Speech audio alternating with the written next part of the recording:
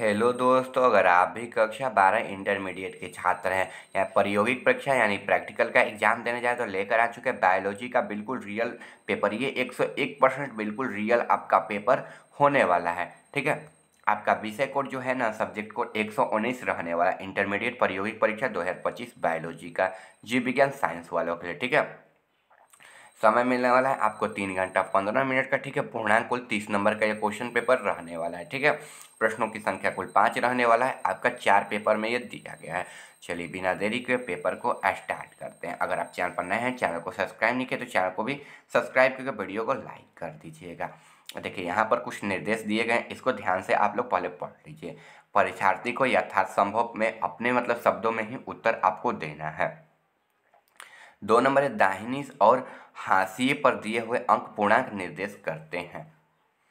इसके बाद देखिए 3 नंबर है, प्रश्न इस प्रश्न पत्र को पढ़ने के लिए 15 मिनट अतिरिक्त समय दिया गया है।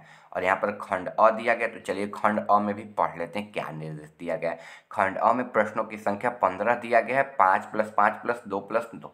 ठीक है, खंड ब में 5 यानी कि 1 नंबर, यानी कि कहने का मतलब यहाँ पर 15 नंबर का, खंड अ में 15 नंबर का क्वेश्चन दिया गया, खंड ब में 5 नंबर का क्वेश्चन दिया गया, कुल 20 नंबर का हुआ। और देखिए यहाँ पर खंड स दिया गया जिसमें 5 नंबर का प्रश्न दिया गया है, और खंड द दिया गया है जिसमें भी आपको 5 नंबर का क्वेश्चन दिया गया है, 2.5 नंबर का के। तो चलिए इसका आंसर अब देखते हैं, यानी कि पहले पेपर देख लेते हैं। तो देखिए खंड अ आपका यहाँ से स्टार्ट है। खंड अ में ए नंबर क्वेश्चन यानी कि पहला नंबर क्वेश्चन दिया गया है। दिए गए पुष्प ए के बीज छेदन करे तथा प्रजनन अंगों का सचित्र नामांकन वर्णन करना है आपको। यहाँ पर 5 नंबर क्वेश्चन दिया गया है।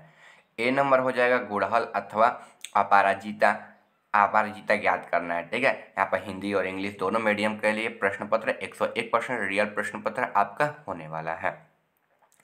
आगे अथवा में यहाँ पर स्टार्ट है, दिया कीटों द्वारा परागण एवं अनुकूलित फूलों के अध्ययन आपको करना है यहाँ पर। ठीक है, इसके बाद देखिए यहाँ पर दिया गया है, दिए गए स्लाइडर बी को देखें तथा सचित्र वर्णन करें।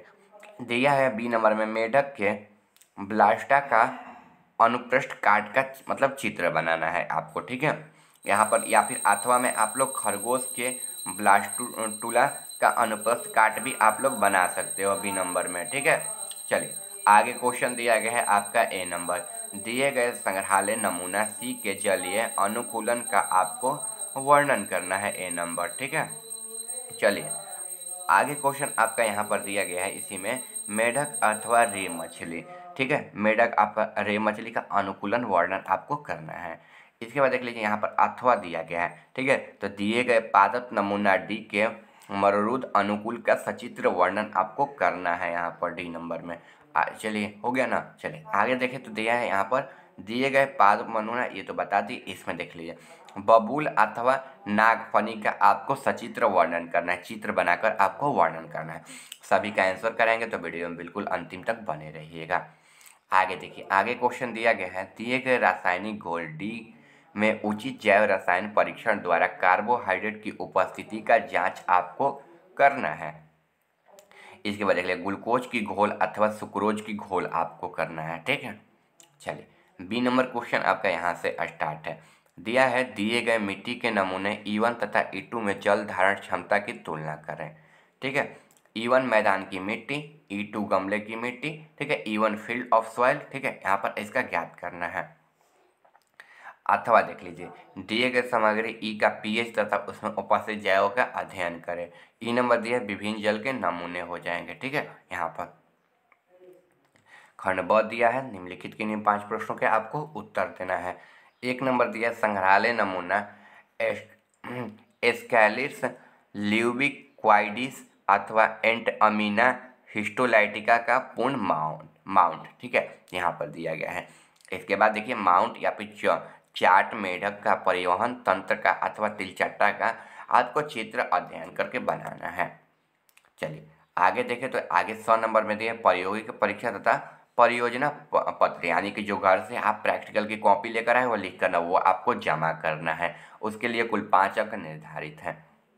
यहाँ पर मौखिक प्रश्नों जो वर्ग प्रयोगिक पुस्तिका तथा प्रयोजन कार्य पर आधारित होंगे। तो यहाँ पर आपसे कुछ प्रश्न पूछे जाएंगे, ठीक है, खंड द में, तो आपको उसका उत्तर देना, उसके लिए भी आपको 5 अंक मिल जाएंगे।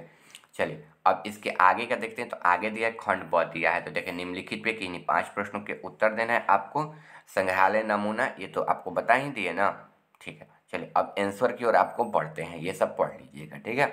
चलिए अब आंसर आपका यहाँ से दिया गया है, आंसर खंड अ का दिया गया है, यहाँ पर खंड ए का, ठीक है। आप लोग पहले ध्यान से देखिएगा, जहाँ से आंसर बताएंगे वहीं से लिखिएगा, ठीक है, क्योंकि पीडीएफ इधर उधर थोड़ा सा हो गया है। गुड़हल अथवा अपराजित दोनों ही फूलों के पौधे हैं।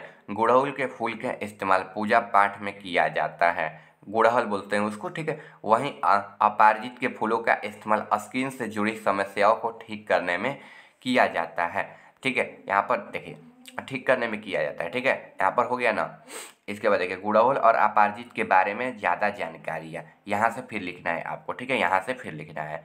तो देखिए इसमें लिख लीजिए गुड़हल के फूलों को एंटीऑक्सीडेंट होते हैं, ये फ्री रेडिक्स को नष्ट करते हैं, जिससे कैंसर, हृदय रोग या डायबिटीज जैसे बीमारियों से बचाव होता है, ठीक है, यहाँ तक लिख लीजिएगा, ठीक है, यहाँ से बीमारियों के बचाव होता है। और इसके बाद आपको यहाँ पर लिखना है, यहाँ से लिख लेना है बीमारियों से बचाव होता है, यहाँ तक हो गया। फिर यहाँ से आपको यहाँ तक लिखना है, नीचे तक, पूरा नीचे तक लिखना है। तो देखिए लिखिए ना, गुड़हल के फूलों की एमिनो एसिड भी होता है, यह बालों के विकास को बढ़ाता और उन्हें मजबूत बनाता है। गुड़हल के फूल का माँ दुर्गा और हनुमान को भी चढ़ाया जाता है। अपराजित के फूलों में एंटीबैक्टीरिया गुण होते हैं, ये इम्यूनिटी सिस्टम को मजबूत करते हैं, ठीक है, यहाँ तक मजबूत तक हो गया।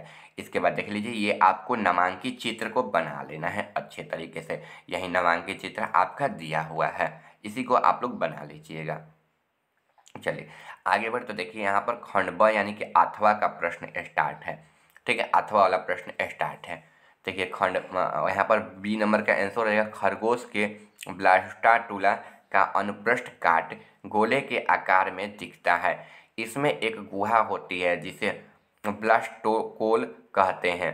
ब्लास्टुटुला के अनुप्रस्थ काट में ब्लास्टोटोमेरस की एक बाहरी परत होती है जिसे ट्राफोब्लास्ट कहते हैं।